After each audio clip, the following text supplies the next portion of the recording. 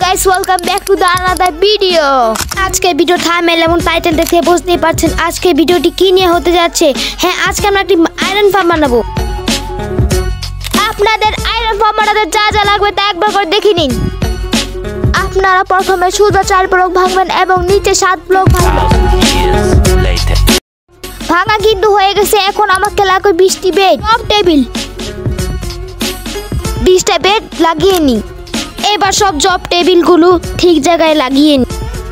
A few inches later. সব টেবিলগুলো কিন্তু লাগানো হয়ে গেছে। আপনারা 10টি ভিলেজার স্পন করে নেবেন। ভিলেজার কিন্তু স্পন করা শেষ। এখন আমাকে লাগবে স্টোর দিয়ে ফুল ঢেকে দিবেন। স্টোন কিন্তু লাগানো শেষ। এখন আমরা হবার নিয়ে লাগিয়ে নিব। আমি যেভাবে লাগিয়ে নিব তোমরা সেভাবে লাগিয়ে নিবে। গাইস, আপনারা দেখতে পাচ্ছেন হপার কিন্তু লাগানো হয়ে গেছে। আরে দেখেন আরেকটি আয়রন গ্লম স্পন হয়ে গেল।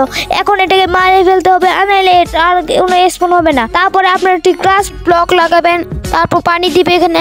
আপনাদের এই ভিডিওটি যদি হেল্পফুল লাগে তো লাইক এন্ড সাবস্ক্রাইব করে দিবেন। এখানে একটি ক্যাম্পফায়ার লাগাবেন এন্ড উপরে লাভা লাগাবেন।